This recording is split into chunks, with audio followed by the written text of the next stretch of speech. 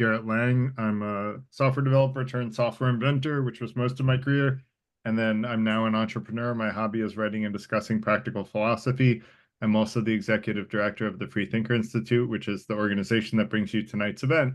We advertise to a bunch of different meetups, but we're basically a not-for-profit looking to support and empower members to be the best version of ourselves, to seek truth, and to be fair through transformational personal and professional development. We have free events like this one every Tuesday evening. And then we have members only events. We have different pods going on, some of which are in person. Right now, I think the in-person ones are all in New York City, but you can start a pod anywhere and make friends who believe in what we call the five intentions, things that we should all be intending to do all the time, which I can go through briefly. And basically, that's the common values of the FTI. Um, and then those members events are basically to help members apply practical wisdom into our daily lives, including the five intentions. We have only one rule in the FTI, and that is to remain polite. So I'll ask everyone to do that tonight. It very well could get a little chaotic because we're going to be doing what I call many tasking. It's a term that I made up and I'm trying to coin. It's the opposite of multitasking. Multitasking is where one person handles multiple tasks at one time. Many tasking is where all of us in this group are handling one task at the same time. And the way we do that is through Google Docs, which is a really cool way to many task. And I've used it extensively before Google Docs. I used to use it. I used to use Microsoft products on shared drives and do the same thing. So I've been doing this for decades, but it's better with Google Docs.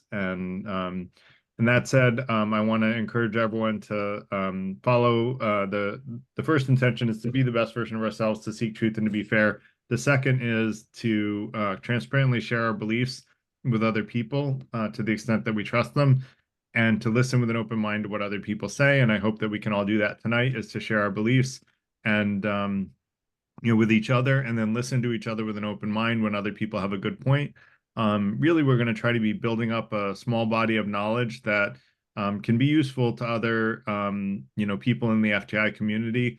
The link that I posted includes a bunch of different links that, include how to be a member, or like what the reasons you may want to be a member are, but also a link to our online community and, why I started the FTI in the first place, if you want some history there, and other links there as well that might be useful to you. And what I would encourage people to do is, when you listen to other people with empathy and try and understand where they're coming from, we call that listening to understand in the FTI, because we learn a lot more by listening to people we disagree with than telling them why we're right and they're wrong, which is what people typically jump to doing. I forget, I think it was Will that said that people are so quick to choose sides. And not only do they quickly choose sides, but they quickly vilify the other side. And that's really not a, a polite way of handling things. Much better to listen with compassion and try to understand where other people are coming from. And so that's what we try to do in the FTI. It's a bit of a different community than the normal currents throughout the world, although there are subcurrents like us, and we're trying to create more of them with increasing the sphere of influence of the FTI. So that said, I'm going to introduce tonight's topic. I will say because uh, you know basically the way that we handle. I'm going to talk about sort of the way that we typically handle hand raising. So once I after I well, let me introduce the topic. So today is about education, and what I want to do is actually, and if people hate this idea, you can yell at me and tell me you hate it, but hopefully you'll like it. I think you will.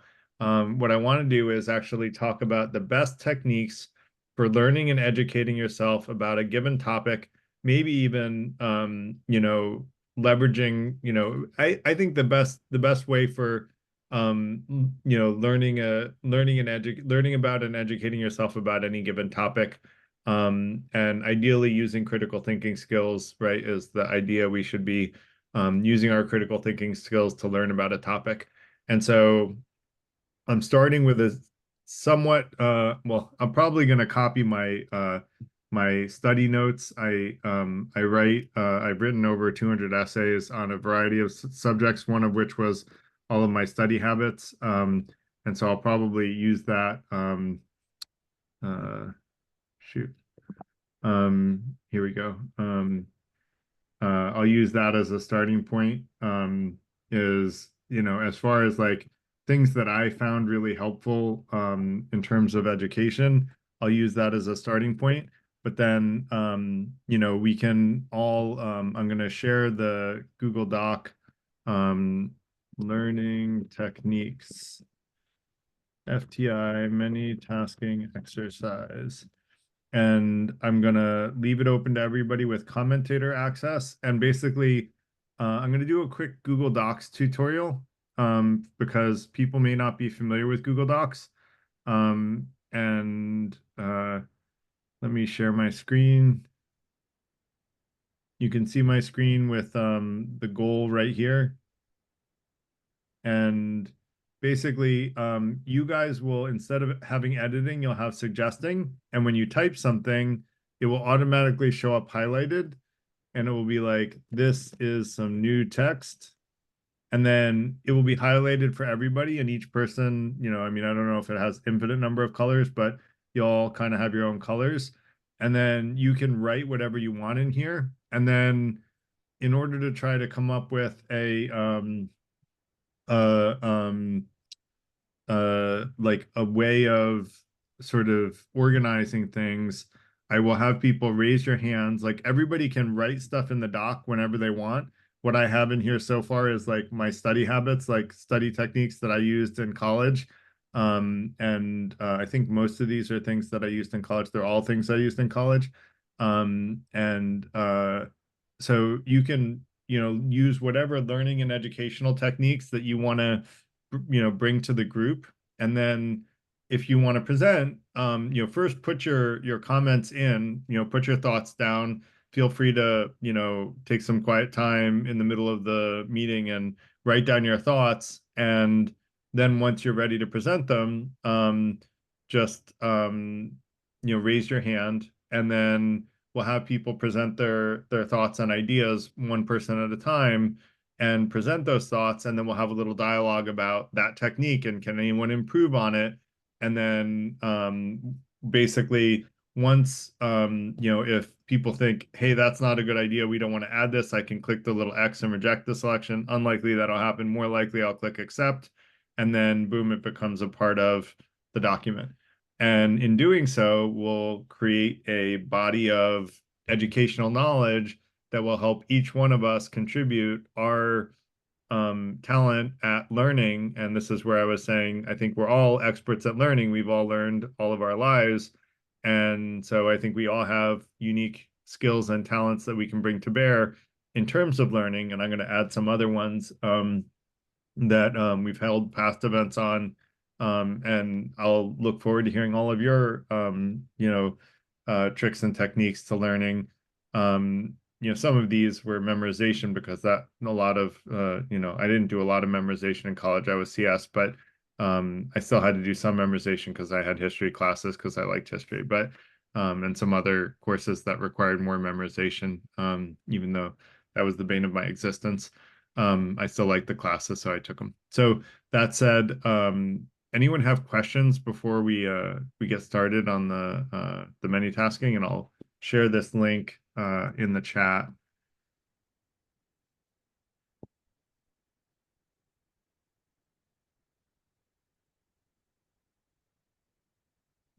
Does that make sense? Like, can anyone like, maybe let me see if I can do a quick poll and just make sure that everyone's okay with this as a topic. If not, we could brainstorm something else. I'm not picky. I want to do something that everyone will enjoy, but I hope that people will enjoy helping each other learn more effectively. That's kind of what the community is about. But um polls, quizzes, and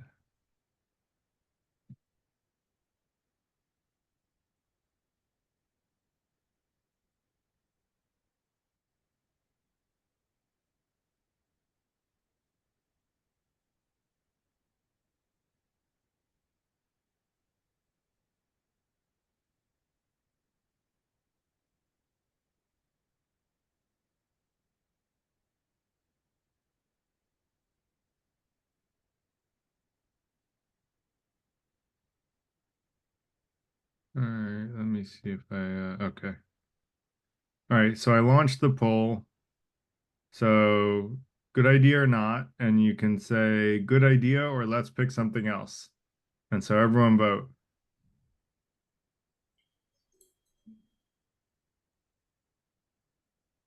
Gareth, can I ask something? Yeah. Nick here. Hello.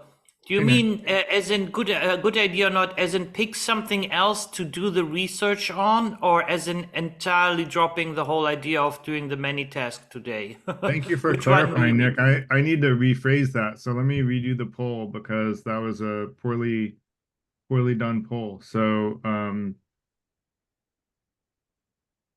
let's try again. Good idea, new topic for let's do something else entirely. Good idea, let's brainstorm learning. I mean, one option would be that if we do the many task, it could be an exercise in fact checking and researching. So if there was an option in your poll where, for example, well, you have the poll out already. So Okay. good idea, new topic. Let's do something else entirely. Or a good idea, let's brainstorm learning. Thank you for asking that, Nick. Cool. Yeah.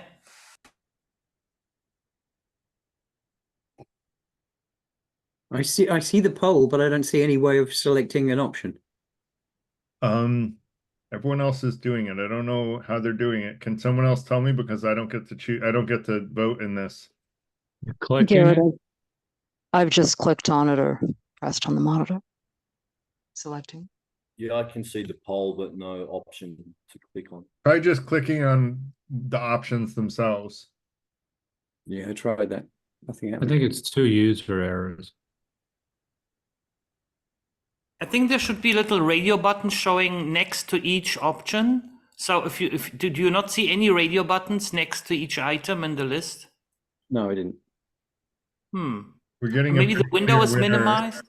We're getting a pretty clear winner anyway. We have 8 out of 11 saying good idea, brainstorm, let's brainstorm learning. So maybe we should just stick with that if that's okay with everybody.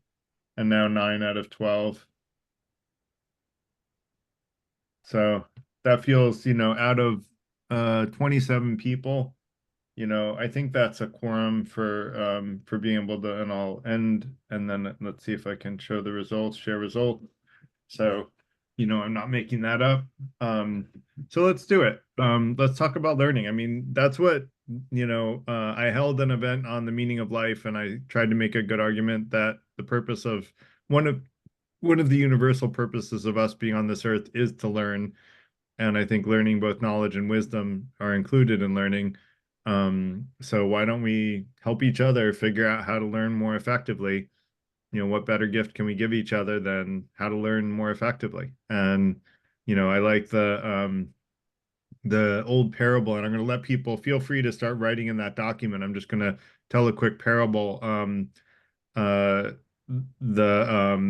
and probably someone else will correct me because I'm tired and I'm not going to get it exactly right, but it's like, you know, um, you see a guy like chopping a tree and he's like chopping, chopping, chopping, chopping. Does anyone remember shoot, I'm gonna have to look it up.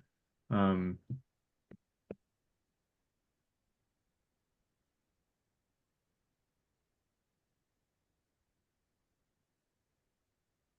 Thank God for ChatGPT, and it'll probably remind me. Yeah, so a woodcutter is tasked with cutting down a tree, and he spends hours tirelessly chopping at the tree with his axe, but makes very little progress. A passerby observes the woodcutter's struggle and suggests he take a break to sharpen his axe, which has become dull from overuse. The woodcutter responds that he doesn't have time to sharpen the axe because he's too busy trying to cut down the tree. And so, as you can imagine, sometimes it's better to just sharpen the axe and rather than continue with the dull axe. And so what tonight is about is sharpening our educational axe and our learning axe so that we can learn more effectively and help each other learn more effectively rather than continuously learn the same way that we have for who knows how long without any innovation. So let's innovate and help each other learn more effectively. Go ahead, Nick. And I just want to say what a brilliant actually image that is with the X, because I think it's so applicable. In some companies I worked for, that was happening. So they weren't really training their employees because there's no time to schedule training for the employees. So they said just do learning by doing. But there was something missing. There's stuff where you need to train people, right? And then all the ratings went down. The customers were complaining. It's like, well, yeah, if you would once, sharpen the X, invest the time, then you wouldn't end up in this devil's circle, So it really is really applicable. This exact matter, this thing with the X, I've seen it happen, Yeah, no, it's very real. It's a parable for a reason, and it is very real. And there are many people who, you know, don't like, and there's there's the guy that just sharpens the axe all the time and never tries to chop the tree. Like that, that Yeah. sometimes was me when I was a software developer. Someone would give me a monotonous task, and it would take me more time to automate the task than would have to just do the task. And so I always had to make a judgment call about, is this faster to automate or is it faster to do? But I will tell you, when the guy gave me like over 500 files to change the format of, I built an automation and I did it in like half an hour. And then he was like, how'd you finish that so fast? And so I automated it. But sometimes it takes longer to sharpen. You don't want to just sharpen, but I think we probably haven't all spent a lot of time figuring out different learning techniques. So let's go with each other on I like that one. So I'll start from the top, and why don't we just have people, we can actually start from the top and go down, have people like add things at the bottom, and add your suggestions. So I'll just go through these kind of quickly. Let me see, I'm not sharing my screen.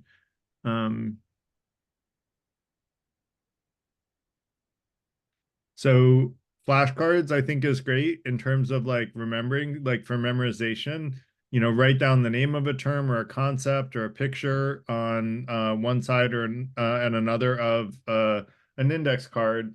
And then what you can do is go through the index cards one at a time and try to remember what's on the other side of the index card. And if you get it right, put it into one pile. If you get it wrong, put it into another pile. And then whatever you got wrong, put them in, the other, go through that pile again after you've gone through the first list. And then once you've done that and you've gotten everything right, then flip them over and try to do it the other way. And once you can go through the pile of cards pretty effectively, you're going to remember, both sides of the card and how to go from one to the other and the other back to the first. RemNote is like an online notes flashcards tool. Four colored pens, I use those like crazy in college. I had a red, black, blue, green pen. I would never go to a lecture without it. And what I would do is I would alternate with blue and black between writing down facts so that it would at least have alternating colors to keep my mind engaged. And then I would use green for examples, and I would use red for key points that I had to remember, like important concepts. And then, a color for asking a question someone added. Joel, I think that's a great idea. And so, by the way, does anyone have more to add with flashcards? Anyone have other flashcard techniques? Nick, I don't know if you had your hand up from before, or if you wanted to raise your hand. Oh, no, that's my mistake. Sorry. No worries. Does anyone have other flashcard techniques that they wanted to add? All right. So Ford colored pens, I find taking notes, they've actually shown studies, like I take all my notes digitally now because I like things to be searchable, and I have, trouble, like I don't want to have to type in handwritten notes later, although I do have to do handwritten notes for certain scenarios because, it's rude to take notes in front of like clients, on the computer sometimes. But in general, like I don't do as much handwritten stuff, but they have shown that you remember things better when you write them down by hand than you do when you type them. But I just find the typing is worth it because I can search it, and so I do almost everything digitally now. But I still found that useful. I don't know if anyone has other techniques around colored pen notes. So another one is don't procrastinate, and this was my this is advice I give to students. So don't procrastinate. Start stuff right as soon as you get it assigned to you, and that way, you know, from a school perspective, you can ask the questions in a you know what's it called, where you have time like with the TAs and stuff. But in real life, like better to start on stuff earlier because you know if you have a deadline when something has to get done, you have a lot more time to you know respond to uh the challenges that you hit along the way if you start working on something right away. So I'm a big fan of be proactive, don't procrastinate, and the more proactive you are, the earlier you'll get something done, and the earlier you get something done, the more time you can have to celebrate. And I used to know students who would be constantly stressed in their you know, their school life because they were always, you know, saving all their homework until the night before it was due. And so they were always stressed about all the homework they had, and they never had a time where they were free of all that stress. And so I encourage people to try to get stuff done ahead of time. And if you get it done ahead of time, then you can relax and have a good time and not have anything hanging over your head because you have nothing else to do. You've already done all the things you're obligated to do. So, anyone have anything about procrastinating? There are also, if you join the FTI, there's a set of techniques for overcoming procrastination. If anyone wants to know what those are, I can try to pull up my presentation on that and talk about the different ways to overcome. There's two main ways to overcome procrastination, and I could pull those up if people are interested. Nick, go ahead. You have your hand up. Yeah, this is actually half. I haven't fully thought about my comment that I'm going to give right now, so forgive me. But my Okay. intuition is just the title when you have it as "Don't procrastinate." And I know we are taking quick notes here, and you probably did the same. It's just that usually a don't is usually something, even in terms of learning or writing things down, is usually a downer. Right. So, and often there's a way to rephrase something, say the same, have the same content, but we rephrase it in a positive. And when I mean positive, I just mean not, oh, it has to make me, you know, party inside. I just mean Yeah. negative, positive in terms of formulate articulation. Yeah. Get started right away. Yeah, I love that. Yeah. Yeah. Great point. Always stick with the positive. And I agree, Nick. It's always good to focus on the positive, acknowledge negative possibilities and address them, but otherwise you end up in toxic positivity. But good to focus on the positive and praise things in the positive rather than the negative. So Yep. So next is time blocking, which is like about putting on your calendar, like I have to do this at this time, and put on your calendar that you will do that thing at that time and hold yourself accountable. Do not deviate from the time blocking because if you do that, you'll completely ignore your time blocks and then it defeats the purpose. But if you say between 1 and 3 o'clock, I'm going to go grocery shopping, and you hold yourself accountable so that when it says to go grocery shopping at 1, you leave your house and you go grocery shopping, you'll get your grocery shopping done. And you know you have that time to do it, so get it done then. And you know, whatever you want to get done, if you time block it and you hold yourself accountable to doing it during that time, you'll make sure you get to it and you have time set aside to do it and you're scheduling time to get that done. And so, you know, when I was in college, I used to time block all my homework assignments. You know, if I got a homework assignment in a 12 p.m. class on Tuesday, I would time block Tuesday from 6 to 9 to go through that homework set and try to get everything done that I could. And that way, you know, 2 days later, then I could go to office hours and ask questions if there was anything that I didn't understand or couldn't figure out.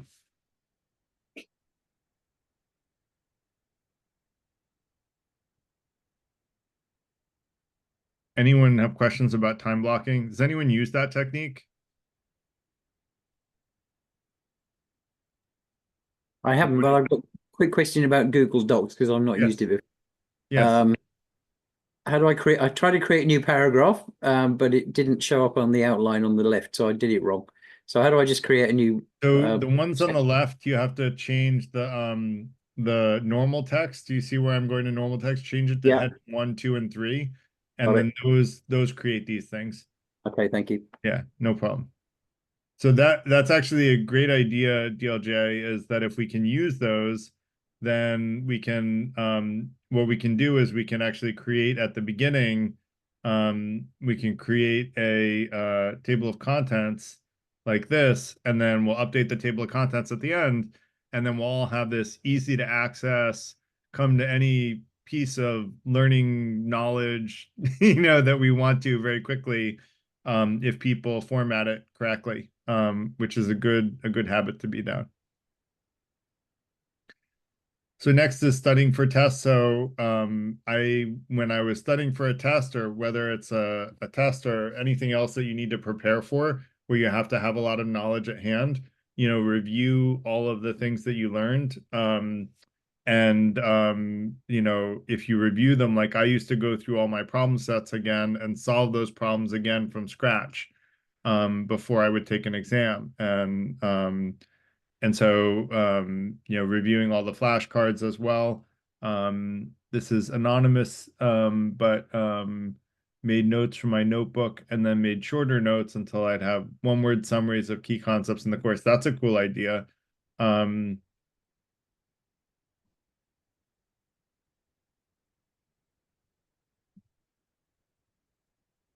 like that. I think that's cool. So that's kind of like a pyramid, like the pyramid principle of, of like newspaper article writing, where you kind of summarize until you get down to one basic comment. So I think that's a cool idea. Anyone have other comments in terms of like studying? I'm gonna have to start sharing this doc with students instead of the one that I originally created.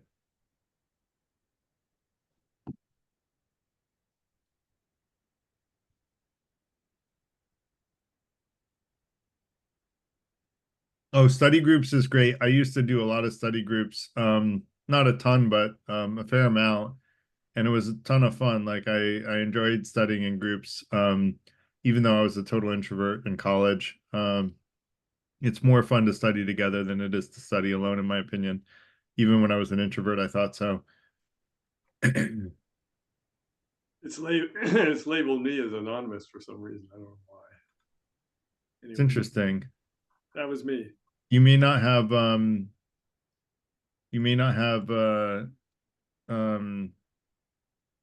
Google account that you're logged into. Nick, I don't know if you still meant for your hand to be up, but it is. Oh my, sorry. It's okay. So I'll accept both of these.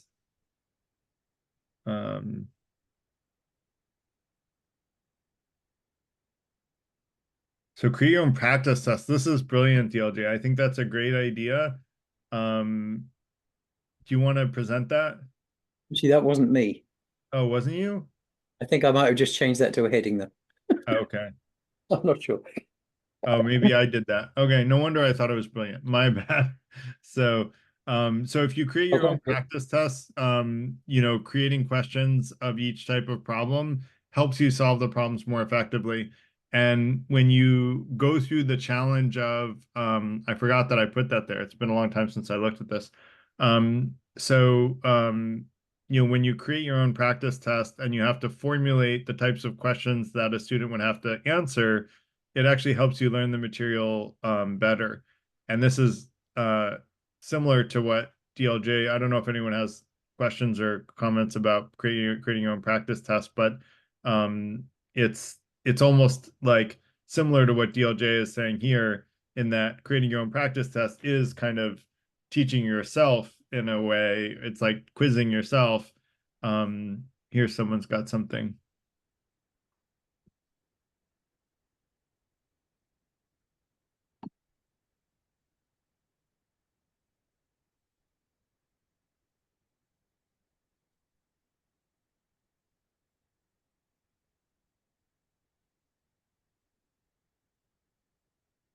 And we don't have to limit this to academic, by the way. I did, my initial inclination was to do academic, but I'm gonna add some more stuff at the end about real life learning, adult life learning stuff once we get through everyone else's stuff.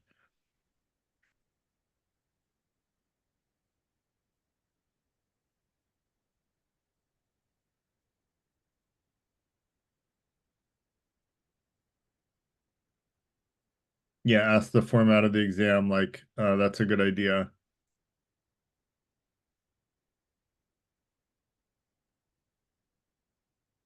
Anyone have other items on practice tests? DLJ, do you want to present your part here? Oh, well, no, just as a trainer, yeah, the questions you get from people, when you find out you don't know the answer, you have to go and research this stuff. And then, of course, as you get more into it, you don't actually need to do it to another person. You just have to have another person in your head. So that person is asking you all the difficult questions. So you'll go in, I don't know the answer to that, and then you'll check it out. So what questions am I going to get if I taught it, basically, is the thought process. I think that's true. I think it actually is fun to like, I think Montessori style teaching where we, do train the trainer is great. And that's part of what I want to do with the FTI. Part of my original vision was to create a Montessori style train the trainer. I don't know if people know the Montessori style of learning, but it's where like my kids did Montessori because I really liked the style and I had heard it was really good for young kids, and it was really good for my kids. Basically, when my kids were, like 2.5 years old, they were in a class with 4-year-olds. And part of the job of the 4-year-olds in the class was to teach the 2.5-year-olds. And so the 4-year-olds were solidifying that knowledge by teaching the 2.5-year-olds. Well, it keeps going as you get older, you start teaching the younger kids. And when you're young, you get taught by the older kids. And so there's this always teaching and learning going on so that you're learning to be a leader as well as, learning from the other people. And I want to make the FTI a teaching and learning community. And so along those lines, my original vision, and I still want to do this, like we have guest lectures on these Tuesday evenings, but for people that want to create other sort of groups within the FTI for teaching and learning, like I'm very open to that. So if anyone is interested in particular topics or having a like I'm working with Joe, who I think had to leave, but he has a conflict on Tuesday evenings, but he comes in the beginning. But we're working together on creating an FTI STOA. And so we'll have, Stoic knowledge taught, to the same meetup groups and, teach Stoic knowledge within that community. And it'll be a teaching and learning environment where people will teach each other. And that's really what the FTI is supposed to be about, is teaching and learning from each other, where we can all think for ourselves and decide what to agree with and not agree with. But it's a teaching and learning environment. But I agreed with that, but it didn't seem to. Oh, you changed the font size. Yeah, sorry, that's before I understood the paragraph thing. Okay, so I'm going to reject that one. Yeah. So, and then you want to go into rabbit holes, DLJ? Oh, right. So this is for less formal learning. So I'm on the autistic spectrum. Nobody's surprised by that. And I have attention issues. So I didn't do well in school unless it interested me. So maths did. So therefore I was top of the class in maths. Bizarre. And art. Maths and art, left brain, right brain. So now, I mean, I grew up with the Encyclopedia Britannica here, right? So I would essentially start on something, and that will take me to something. I think, well, I don't know what that is. So it'll take me to so, oh, that's interesting. Now, of course, you just start with Wikipedia or whatever you like, really. But Wikipedia is good because it's got the links. Always read the critique of what you're reading. I always think is good. In fact, I sometimes go to the critique first, like the criticism of something. But then there's links and there's references. So you think, oh, I don't know what that is. And you go to that and you go to that. So in other words, your own interest is driving you forward. And if you're interested, you're going to learn more. That's basically my idea on it. But it's not for formal study for a particular, exam or anything. Yeah, no, I think rabbit holes is great because it leads you from one thing to the next. Myers-Briggs ends like me love rabbit holes because we like draw these connections and we go, oh, how can I learn about that next thing, that there's like a breadcrumb trail to follow. And, you know, etymology is one of those things, right? Like learning about etymology, I think is really fun about where words came from. Um, so Joel, do you want to present your next one?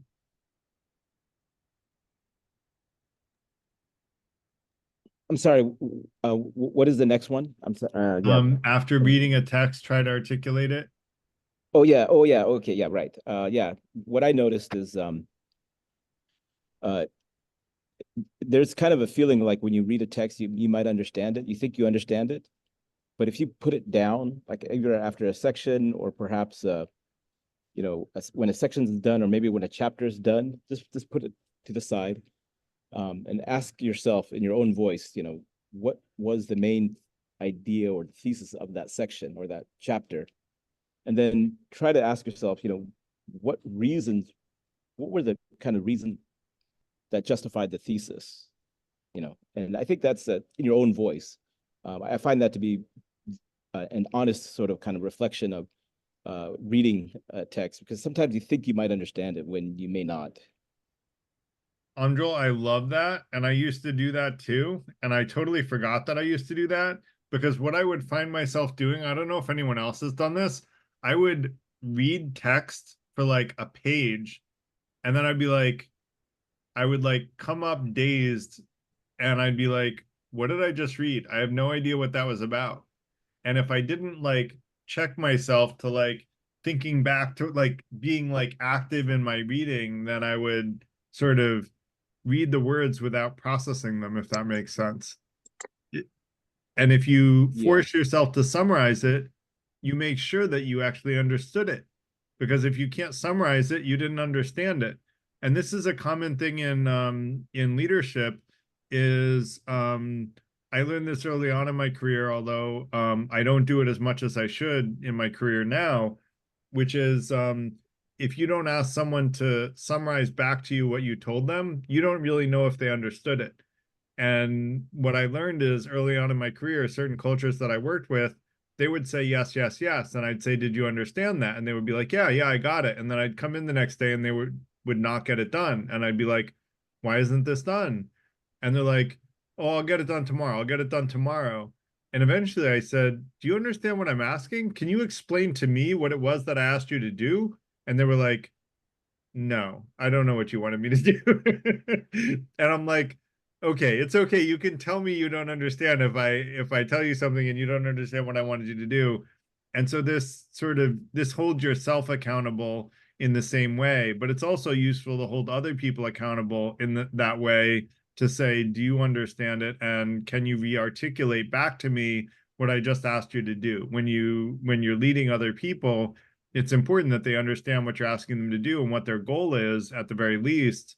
I like to give goals rather than how to do them, but it depends on your leadership style. But that's a great one, Joel. So thanks for sharing that. I think that also helps with a lot of times when you dialogue with someone, It just does. when you try to articulate their idea in your own voice, so they Yeah, understand that you understand what they're trying to say. So in order to advance the discussion in a way that you both understand it. So totally. And that's what we do a lot in these events, to be honest. Like, when people make a comment, I'll sometimes say, well, do you mean this? And I'll ask them, I'll sort of use reflective listening and say, is this what you mean by that? And it sounds like you're saying this, something, usually when I say it sounds like you're saying, it's because I can't understand why someone would say what I think that they just said. And usually they'll go, no, that's not what I meant. And so this kind of over communicating with each other is super important, because 90% of conflict comes from misunderstanding. And when you realize that 90% of conflict comes from misunderstanding, you'll realize that it's super important to make sure you really understood what someone said before you get upset about it. And so when you're upset by anything, I highly encourage everybody, just reiterate back to them, I think what you're saying is X thing that you think is absolutely crazy. Don't tell them you think it's crazy. Just say, I think what you're saying is X. And they will probably say, no, that's not what I meant, if you think they were crazy. Um, Yeah, examples is really good. Totally agree, Joel. It's sometimes it's hard to kind of look at the reasons, but you're very familiar with an example. Sometimes that helps. It's so Yes, abstract, especially philosophical text can be extremely abstract. totally. So And I think a lot of philosophers lose themselves in their own texts, quite frankly. Like, I don't know that they even always know where they're going with their own writing, to be honest. And they kind of ramble and meander. And so I think tangible examples helps ground things into the realistic. And we had another event on thought experiments, and I tried to make, I hope, a good argument that thought experiments are really only useful if they're grounded in some sense of reality. And in fact, that thought experiments not grounded in reality create more misunderstanding rather than wisdom, meaning they lead you to come to the wrong conclusions, not just not lead you to the right conclusions, they actually lead you to the wrong conclusions. But watch that on YouTube because we aren't going to digress on it tonight. So next is output is more important than input. Christina, would love to hear from you.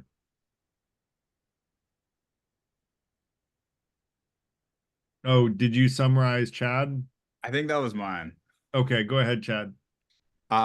So yeah, I think like a common theme of a few of these, like flashcards or creating your own practice tests or teaching someone else or summarizing chunks of learning to yourself, they all kind of are based in the principle of output being more important than input. So instead of like reading something over and over again in an attempt to understand it or memorize it, it's more important to try to get that information out, to try to recall it. So attempts at like recall are more important than trying to shove the information into your brain. And I couldn't find the original study, but there was one where I think they were trying to memorize words in Swahili, and it was maybe 200 students, and they would force their study habits to where one group was just ingesting, taking in information, and another group was was given a particular ratio maybe for how many times they tried to recall it versus how many times they were given a chance to say read the definition of the words, and they found that the best ratio in that particular study was being able to try to take in information 3 times and then attempting to recall it 7 times before taking like this practice exam where they figured out how well people were able to memorize those words. So by taking in, you mean like reading something and taking it in, and then by output, you mean recalling it. Yeah, exactly. I think that goes for like motor skills too. Let's say you're trying to learn something on an instrument or practice your golf swing or your basketball shot. I think there's value probably to having a coach show you exactly how to perform the motion, or a teacher showing you how to do a scale on the piano, let's say. But I think it's more important to get those 7 attempts at trying to do it yourself than it is to watch the coach do it 3 times or 7 times. Thank you. You reminded me of something else to talk about. So really good one. Thank you for bringing that up. I had never heard that. And it makes sense. Recall is is kind of the exercising of the muscle in some respects, whereas the input is like you said, it's kind of shoving it in, and you kind of have to practice the recall more than you have to practice the shoving it in. So feel free to keep going below. I'm going to bring 2 other things up. One is learning from a variety of sources. And what I mean by this is I'm going to give it in the context of politics. Read 4 topics with any type of bias. Read sources that are pro, con, and independent of bias. So, for example,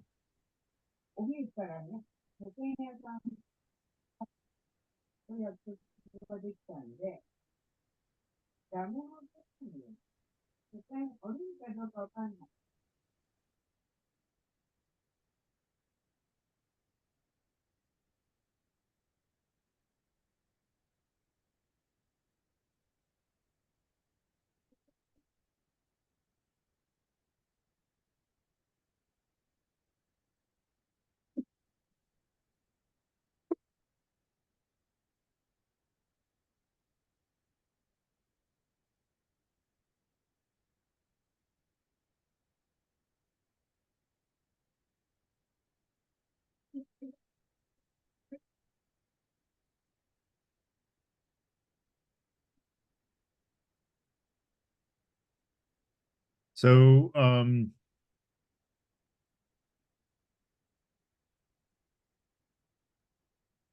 I think someone, maybe they removed what they said, but you're welcome to write it if you want. But Oh, basically, no. go ahead. Oh, yeah, I just said that this makes maybe just follow up and sometimes just see if the sources are reliable.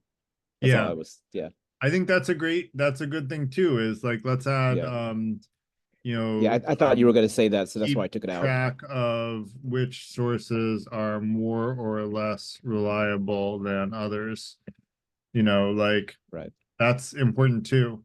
Because we all have reputations, right? And if you find a source is regularly lying or saying things that serve their political bias, and I won't say which, but I have found sources when I do this.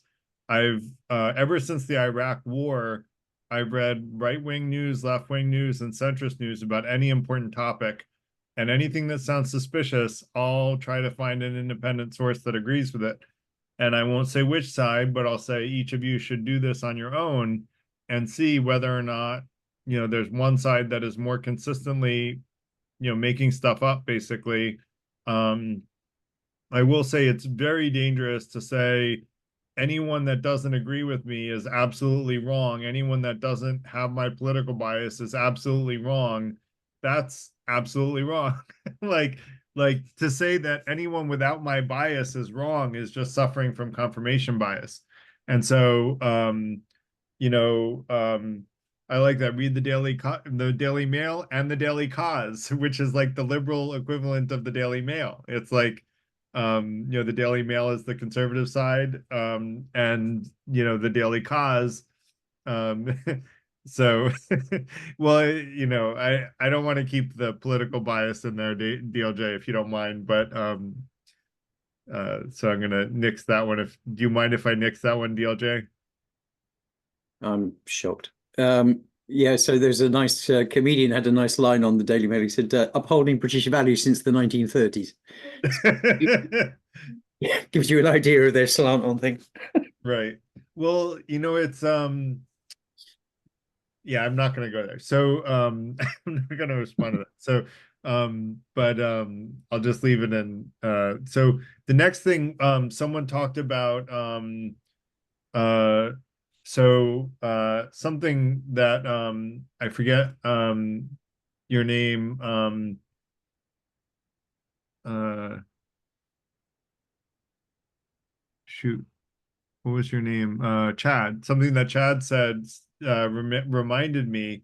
So I've read studies about visualization, and basically what the studies showed, and I should try to look for, and this is like part of the fun part of this is if someone else can look for this, I would love the studies that show this, but basically what it showed is that if you visualize something repeatedly, it has the same like neurological training capability as doing the thing to like 80% effectiveness.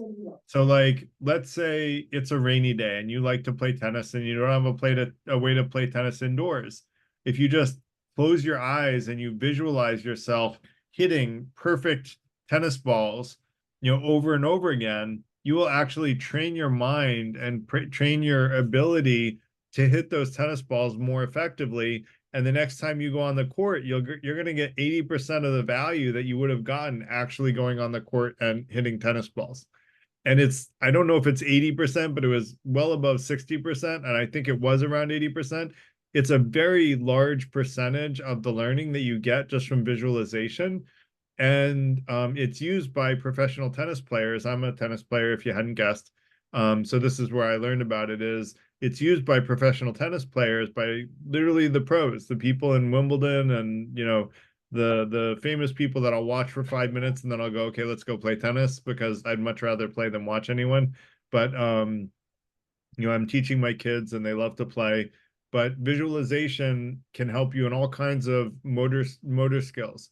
And so golf, tennis, racquetball, whatever it is, if you visualize yourself hitting it the right way, you have to know the right theory first. So you do need to know the right theory and then visualize yourself doing it the right way. And you basically train your motor skills to do it the right way.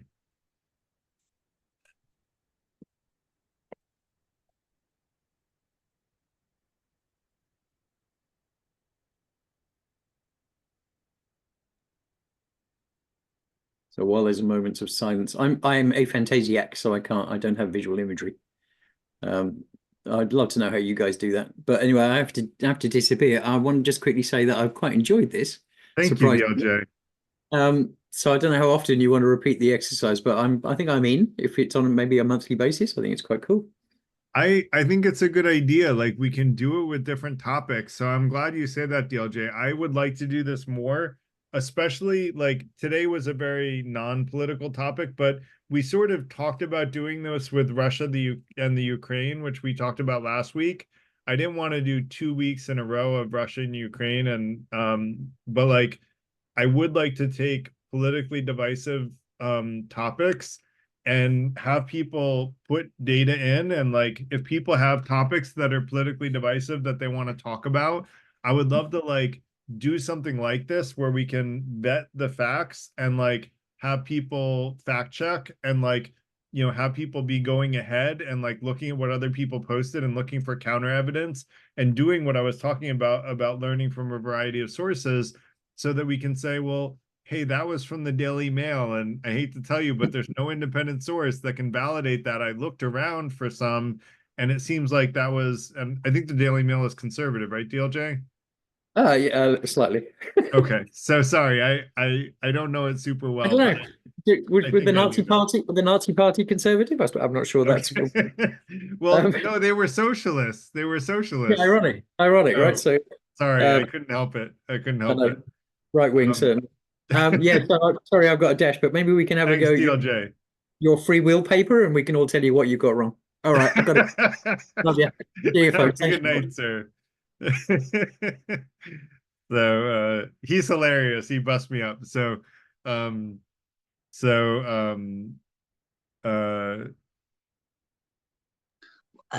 time is it in England right now? I mean, it must it's have late. been really late. Yeah. It's like 1, but I think that's probably why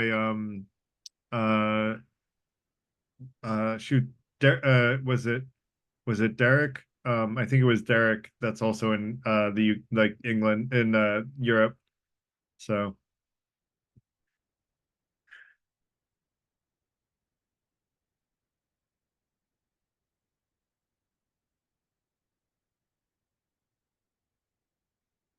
Dominic, that was Dominic Garrett, and he's Dominic, thank you. He's in Denmark. Yeah. Thank you, Will.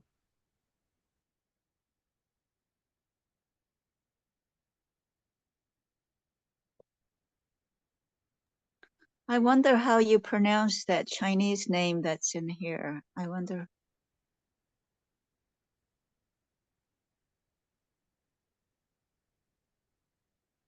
You want to share with us? Ni hao. Are they still here? No, they left. Oh no, they are here. Is that This- Chinese? Yeah.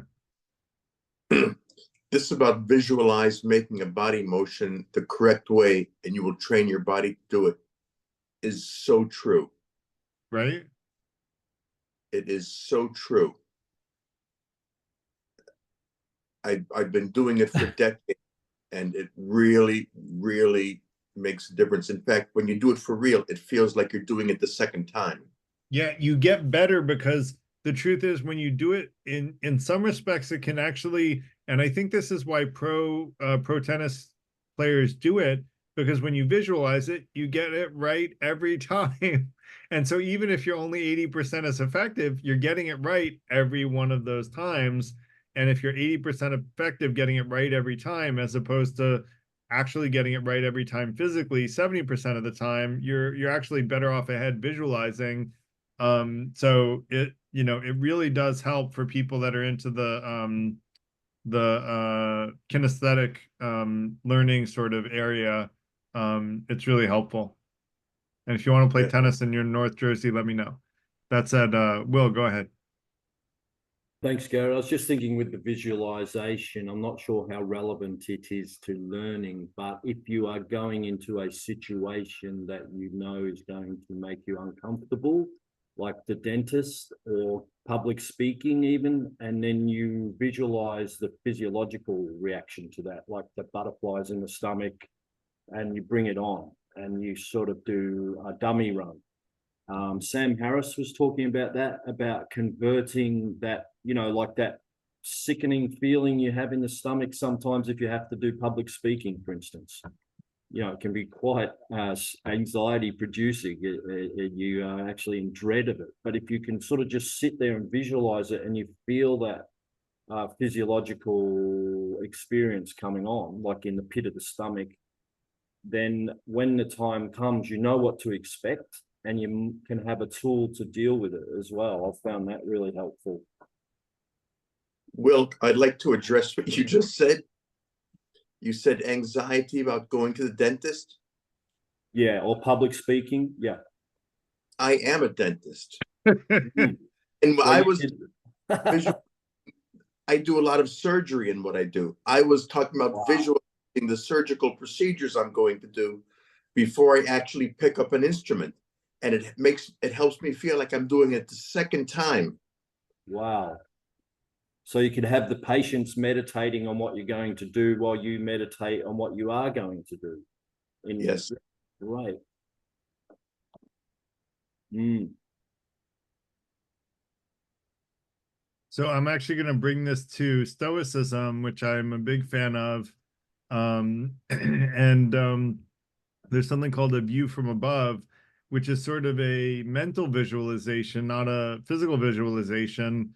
I'm going to kind of break this into two categories, physical and mental. The view from it's actually not is wait, what's the shoot, maybe I'm confusing it. What's this?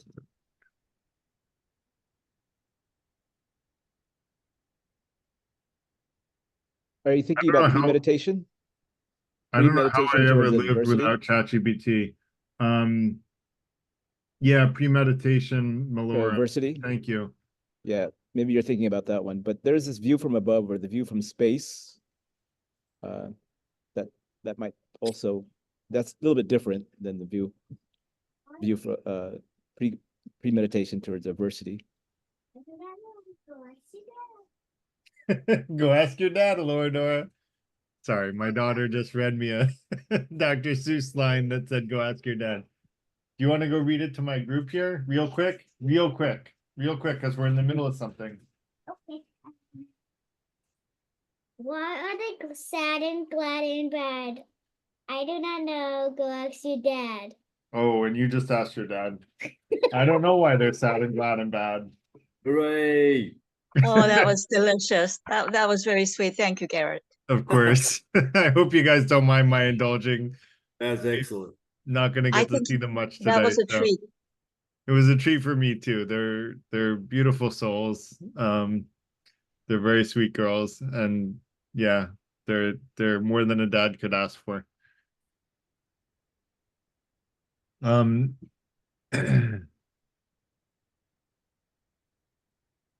I captured a video of them this morning saying that you can snuggle with me until I'm 22.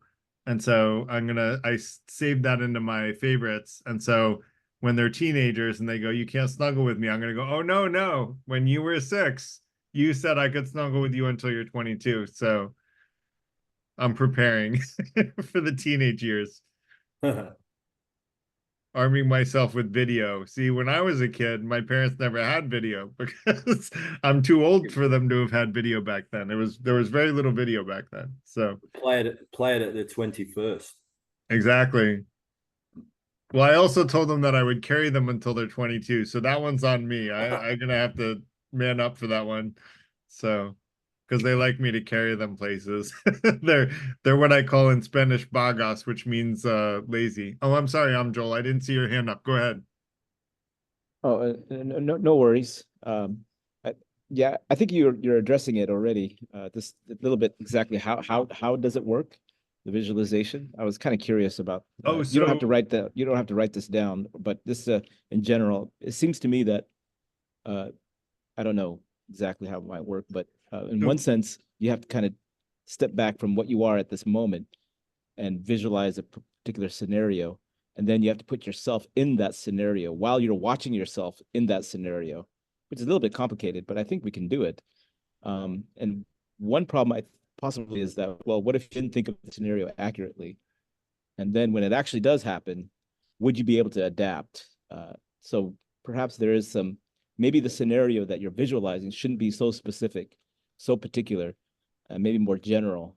So then when things do actually happen in their particularity, you won't be so lost. You'll still have that general feel of how to navigate in that situation.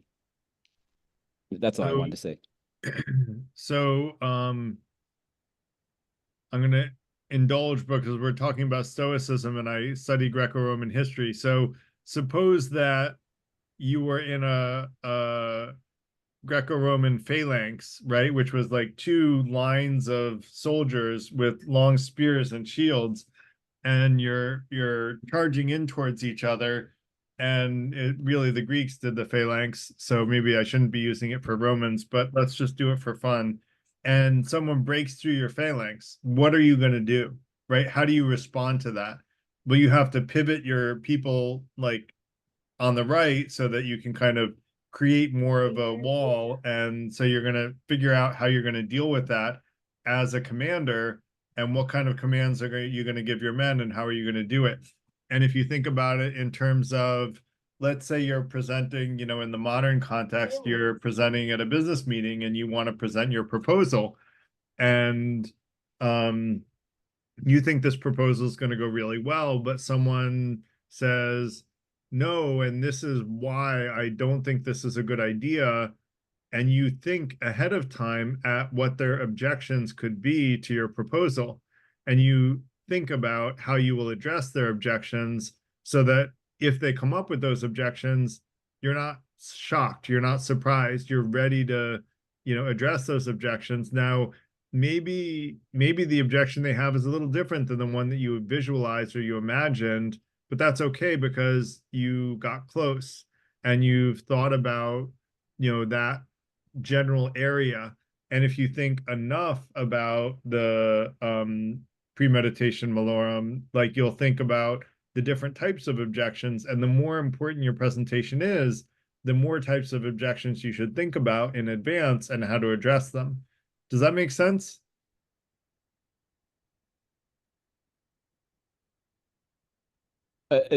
Yeah. If you're asking me, yeah, I think Ma'am. that helps. Yeah, I think Thanks. that it helps. I do think that this the don't get too lost in your visualization. Just like, Yes. for example, if you're fencing someone, and if he does this, I'm going to do that. If I do that, he's going to do this, and all this. Don't make it so ornate, because you may get lost in the particularities in your visualization, when in Yeah, see, actuality, it doesn't necessarily follow that. so in fencing, which I did in college, I took as a PE class, not a real fencer. I was like a pseudo fencer, but I enjoyed it. But in fencing, you wouldn't do that while you're fencing, right? Because you're going to distract yourself from the actual, the actual battle. You're gonna do it before you go into the match, and you're going to think, oh, if he parries and counters, from the upper right, what am I going to do? Like, how am I going to be prepared for that? How do I respond? And, I'm going to, go cut, seek, and like, and then, and I'm just remembering a little bit of French from back then. So, je ne parle pas français, pardon. So, that's more like you would do it ahead of time, rather than in the match itself. Does that make sense? Oh, yes. I think that's right. I think that's right. Cool. So anyone else have other like learning, and this could be like solutions or it could be challenges. Is there anything that people have had like, challenges learning that they would want to get better at learning certain things that we haven't addressed ways of learning? Like I'm all about problem solving, right? So if someone's got a problem that we haven't solved tonight, tell me what it is. Christina, go ahead. Hi, do you hear me? Yes, but you're breaking up a little bit. Yeah, because my internet is not very good, or my computer is too slow. So you hear me or? I can hear you well enough to respond to you. Go ahead.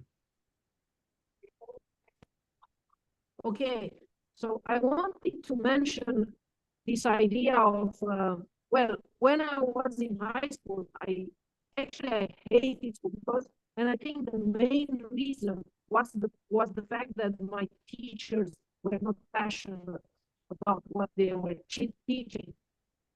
So now I'm much older, and I just found this friend who's very knowledgeable, very smart, and we exchange a lot. We talk. We happen to have the same interests, and we talk hours and hours every day. And he suggests me books. I suggest him books, articles, and all this exchange for me is extremely stimulating. So it's the best learning that I have. And even though it's not for academic purposes, I still enjoy to learn every day. So yeah, this idea of sharing the knowledge with somebody or with maybe several people and learning together. Yeah.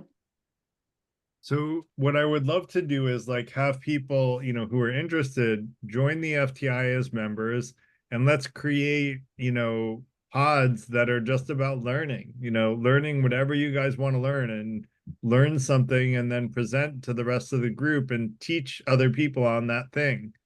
And, it can be fun, right? And Christina, to your point, like, the most boring classes I took were ones from teachers that weren't passionate about it. The most fun classes were teachers that were passionate about it.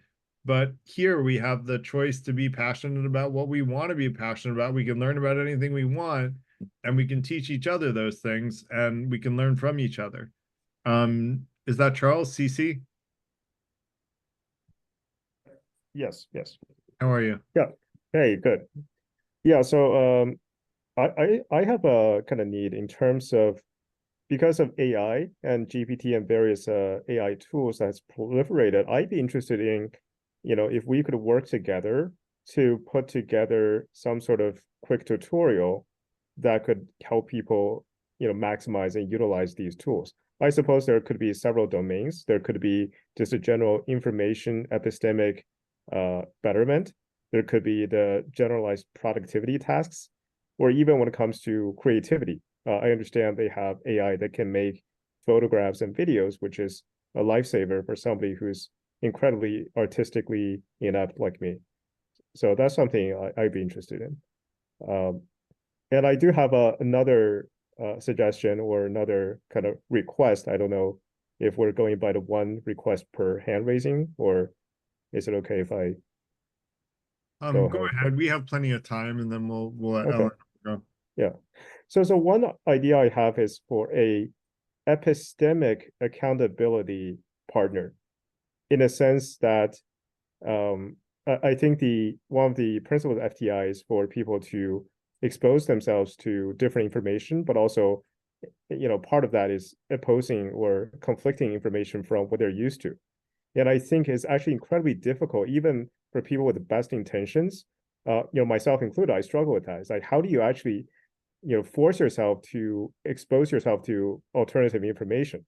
And I can see having a partner, even if they don't necessarily hold this, whatever alternative views, but simply checking in on people to see, hey, did you try to find the strongest, alternative perspective or information for this or that?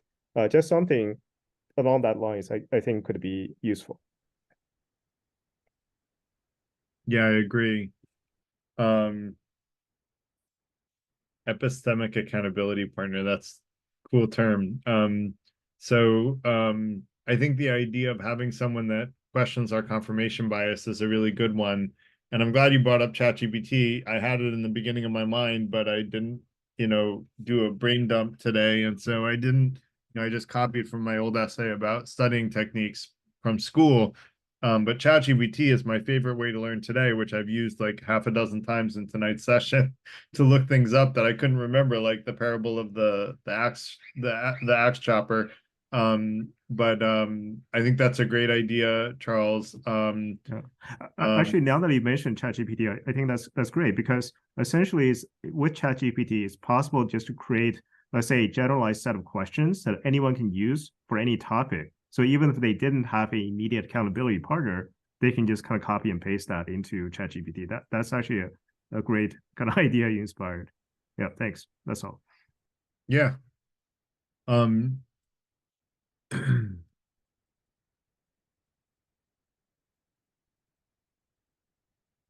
Eleanor.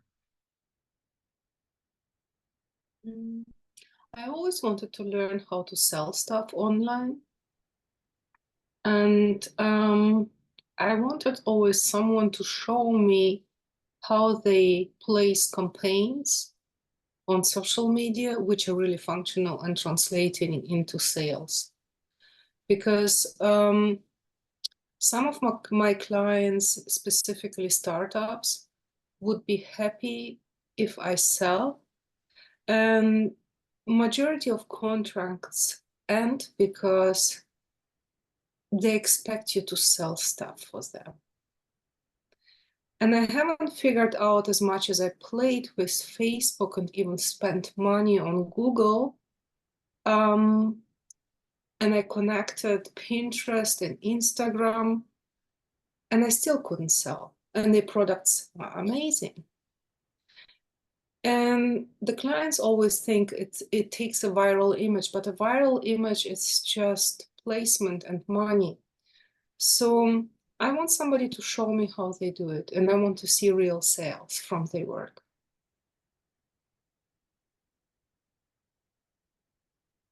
So that's a great idea.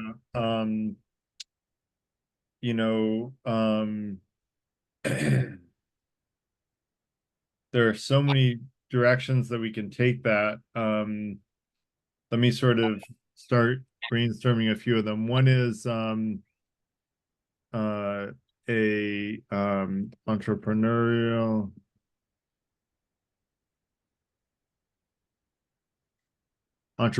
boot camp, a marketing boot camp. Yeah, I'm not trying to get or to be influencer. Right.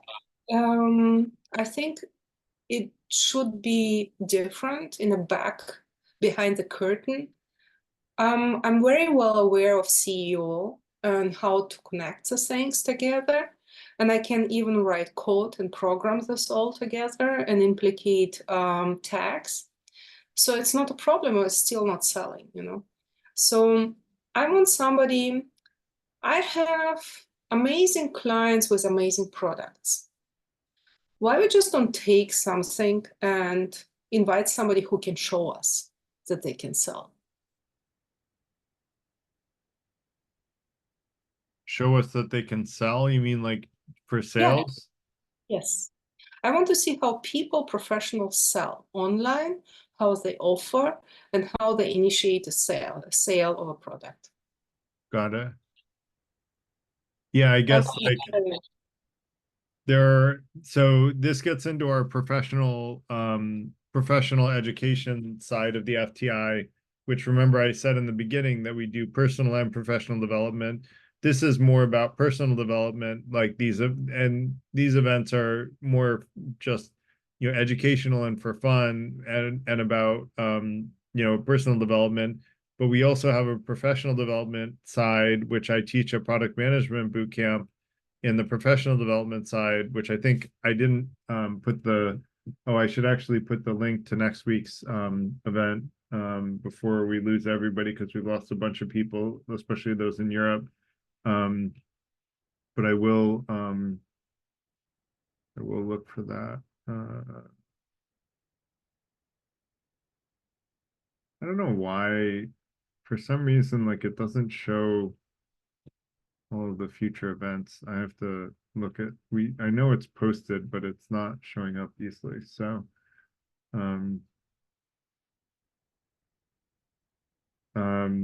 but I think those are all good ideas. I think Eleanor, if you could rebook with me, I apologize. I think I was late when we scheduled a one-on-one. No, But I'm so so like tired. It's not your fault, it's my fault. I was so okay. tired. I was sleeping. I had to sleep, you know. No We can worries. just, Just reschedule with me and let's talk about that more offline. I yeah, do, for anyone interested in those types of things, reach out to me offline. I'll put my chat in I'll put my chat. This is how tired I am. I've been up since 3 o'clock. So I'll put my um I'll put my email in the chat, and anyone that wants to talk about professional boot camps or professional training, I would love to do some more collaboration on professional development type stuff. And here's next week's event, which is going to be Remco is going to be presenting. He's, people love Remco's presentations.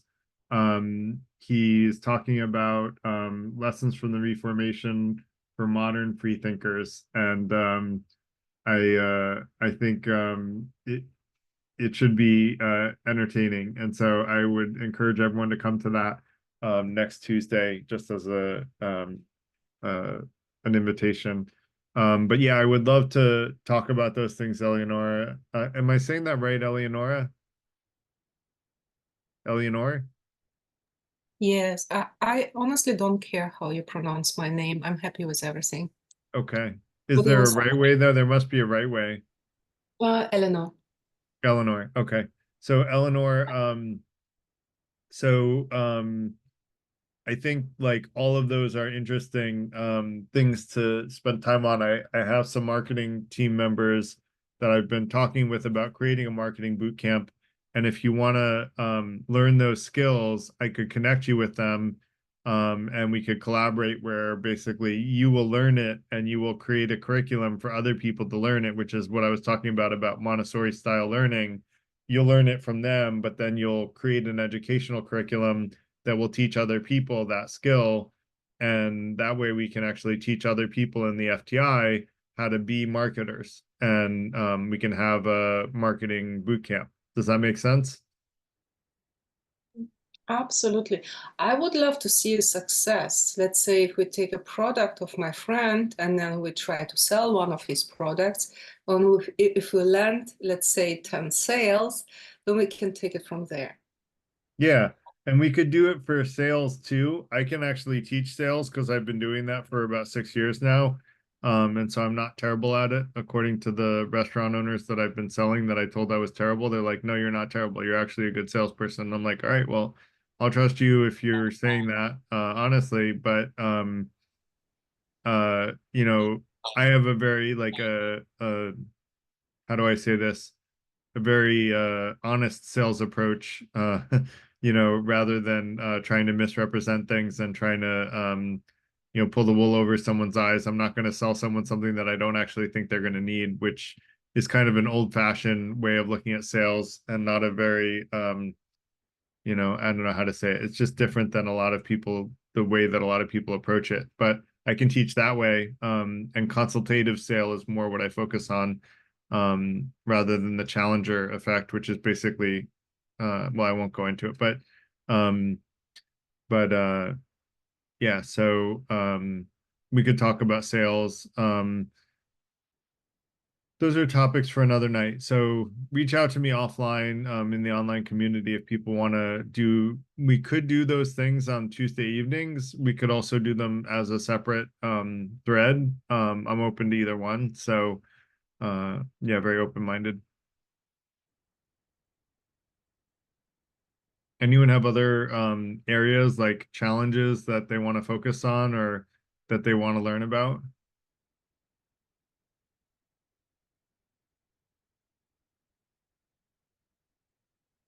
All right, then we may end a little early tonight if that's okay, because it's been a long day for me.